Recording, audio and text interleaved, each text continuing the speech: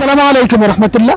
7 নং বোর্ডে আমাদের একজন প্রিয় মানুষ সহকারী মৌলবীর ভাইবা দিয়ে এসেছেন, তা আমরা ভাইয়ের অভিজ্ঞতা শুনবো।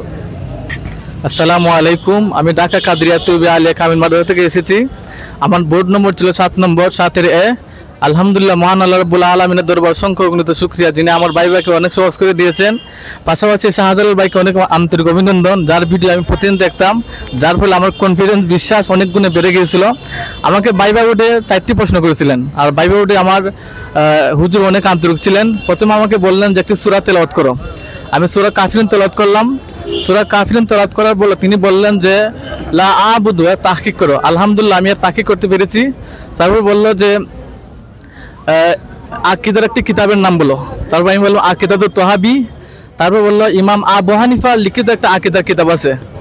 তারপর আমি বললাম আল ফিকুল আকবার। তারপর তিনি বললেন মাশাআল্লাহ।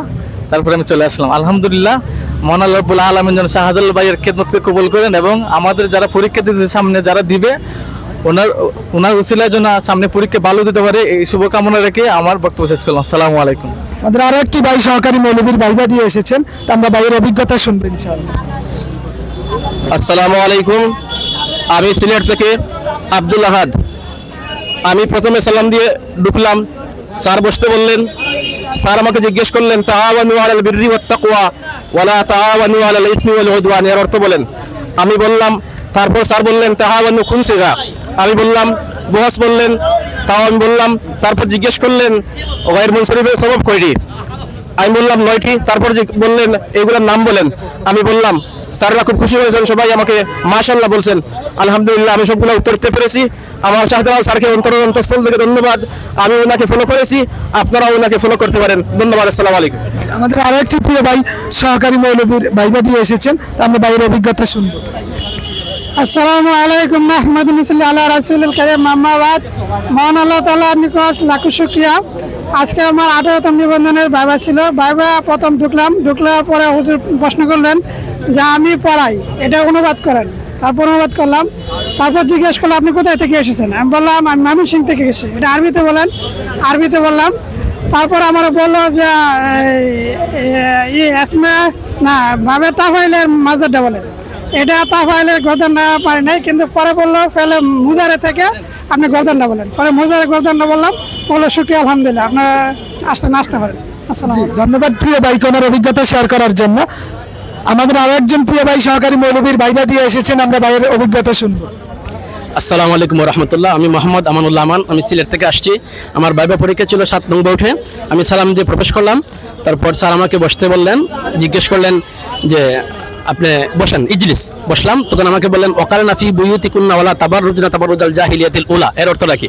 আমি বলছি যে মহিলাগণ তোমরা ঘরে অবস্থান করো এবং আয়ামে জাহিলিয়াতের যুগের মহিলাদের মতো বের হয় না। তখনই আমাকে প্রশ্ন করলেন তাহলে মহিলা কি ঘরে অবস্থান করবে, বের হবে না? আমি বলছি স্যার বের হবে, তবে শালীন পোশাক পরে। তারপর আমাকে জিজ্ঞেস করলেন গায়র মুনসিফের সবব কয়টি? আমি বললাম 9টি। তখন বললেন আদল কাকে বলে? আমি বললাম পরিবর্তন হয়ে আসা। বলেন একটা উদাহরণ দেন। আমি বললাম উমারু। বলেন জাযাকাল্লাহ, আসতে পারেন।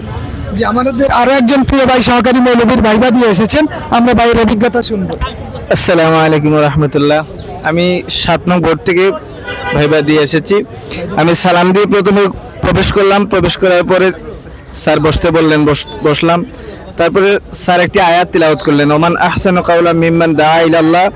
অল্প কদ্দুর বললেন এই আয়াতটি কি পারেন? বললাম জি স্যার পারি। বললেন এই আয়াতটি তেলাওয়াত করো। আমি তেলাওয়াত করলাম। তারপরে বললেন যে এই আয়াতের অর্থ বলো। তারপর আমি অর্থ বললাম। তারপরে স্যার বললেন যে ইসমে ফাইলের গর্দানটা বলো। তা আমি ইসমে ফাইলের গর্দান বললাম। তারপরে আরেকটা প্রশ্ন করছেন, স্যার প্রশ্নটা বুঝি নাই, স্যার উত্তর বলে দিয়েছেন। যে এখানে শেষ হয়েছে আর কি, খুব ভালো হয়েছে। জি, আমাদের আরো একজন প্রিয় ভাই সহকারী মৌলবীর ভাইবা দিয়ে এসেছেন, তা আমরা ভাইয়ের অভিজ্ঞতা শুনবো। আসসালামু আলাইকুম রহমতুল্লাহ। আমি মোহাম্মদ আবুল হাশেম, রংপুর থেকে আসছি। আমি ভাইবা দিলাম 1 নম্বর বোর্ডে। তো আমাকে প্রথমে প্রশ্ন করা হয়েছিল যে আপনি কি করেছেন, ফাজিল করেছেন না কামিল করেছেন? বললাম যে কামিল।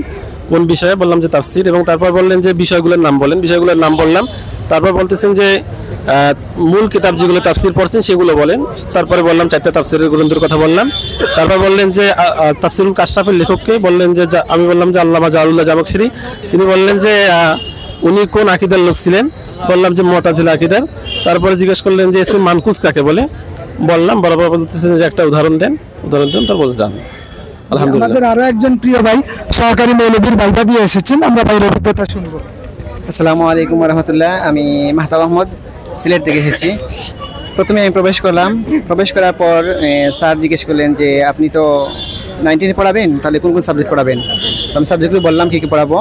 তারপরে আমাকে বললেন যে আপনি সবচেয়ে কোন বিষয়ে, এই সাবজেক্টগুলোর মধ্যে কোন বিষয়ে সবচেয়ে বেশি ভালো পারেন। আমি বললাম সবগুলি মোটামুটি আলহামদুলিল্লাহ পারি। বললেন না, যেটা ভালো পারেন সেটা বললেন। আমি বললাম যে আমি মনে করি যে হেদায়েতুন নাহু ভালো পারি। তো আমাকে স্যার, যে যিনি এক্সটার্নাল স্যার ছিলেন, তিনি জিজ্ঞেস করলেন যে হেদায়েতুন নাহু যে এই শব্দটি কী। আমি উত্তর দিলাম। তারপরে এটার জিন্স কি, উত্তর দিলাম।